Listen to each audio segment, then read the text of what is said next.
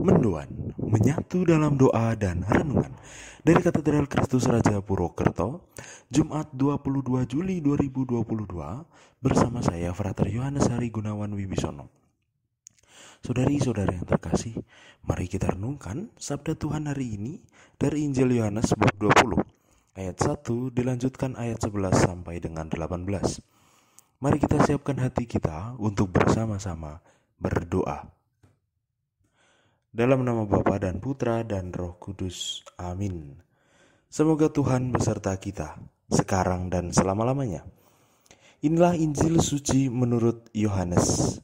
Dimuliakanlah Tuhan. Pada hari Minggu Paskah, pagi-pagi benar ketika hari masih gelap, pergilah Maria Magdalena ke kubur Yesus, dan ia melihat bahwa batu telah diambil dari kubur. Maria berdiri dekat kubur itu dan menangis. Sambil menangis, ia menjenguk ke dalam kubur itu, dan tampaklah olehnya dua orang malaikat berpakaian putih, yang seorang duduk di sebelah kepala dan yang lain di sebelah kaki di tempat mayat Yesus terbaring. Kata malaikat-malaikat itu kepadanya, "Ibu, mengapa engkau menangis?"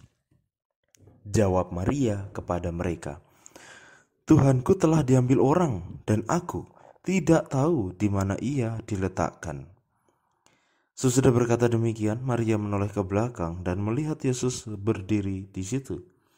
Tetapi ia tidak tahu bahwa itu adalah Yesus. Kata Yesus kepadanya, "Ibu, mengapa engkau menangis?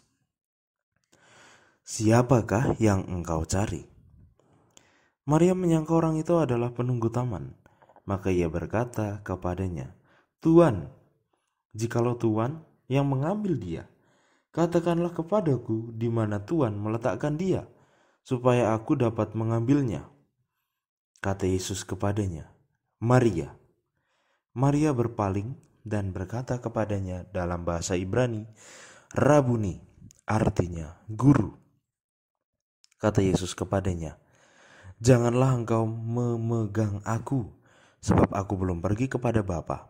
Tetapi pergilah kepada saudara-saudaraku dan katakanlah kepada mereka bahwa sekarang aku akan pergi kepada Bapakku dan Bapamu, kepada Allahku dan Allahmu." Maria Magdalena pergi dan berkata kepada murid-murid, "Aku telah melihat Tuhan," dan juga bahwa Tuhanlah yang mengatakan hal-hal itu kepadanya. Demikianlah sabda Tuhan. Terpujilah Kristus. Saudari-saudara yang terkasih, sabda Tuhan hari ini dari Yohanes menggambarkan bagaimana perjumpaan Maria Magdalena dengan Yesus yang bangkit. Kita diberitahu bahwa Maria pergi ke kubur pada hari Minggu pagi saat hari masih gelap.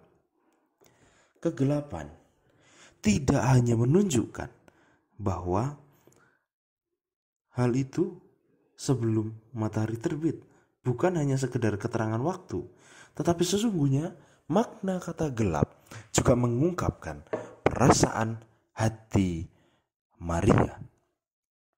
Maria telah kehilangan guru tercinta, dan Maria mengalami kedukaan yang begitu dalam atas wafatnya Yesus. Namun semakin parah lagi, Maria terkejut melihat batu besar yang menjaga pintu masuk makam telah disingkirkan. Maka ia berlari untuk memberitahu Petrus dan murid yang lain. Kegelapan seringkali tidak kita sadari hadir menyertai hidup kita, menyertai diri kita. Sama seperti yang dialami oleh Maria. Ia pun semakin terdorong untuk marah, untuk cemas, untuk semakin takut ketika pintu makam terbuka. Padahal sesungguhnya Yesus pernah berpesan soal hari ketiga. Yesus akan bangkit kembali. Maka dari itu saudari-saudara yang terkasih, menjadi pertanyaan bagi kita. Sudahkah kita sempat menyadari bahwa kita sedang berada dalam suasana gelap dalam diri kita? Ataukah kita masih menganggap kegelapan itu sebagai suasana di mana Allah menjauhi kita, di mana Allah tidak memberikan jawaban atas setiap persoalan yang kita miliki?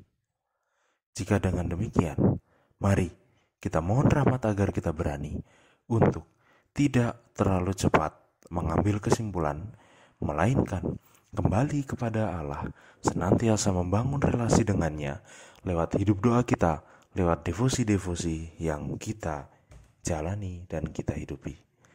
Marilah kita berdoa. Allah Bapa yang Maha Rahim, kami bersyukur atas sabda yang telah menguatkan kami ini. Dengan persekutuan, dengan juga ikatan di dalam gerejamu, Engkau senantiasa mencurahkan ke dalam hati kami kasih yang hangat dan setia, seperti kasih Maria Magdalena.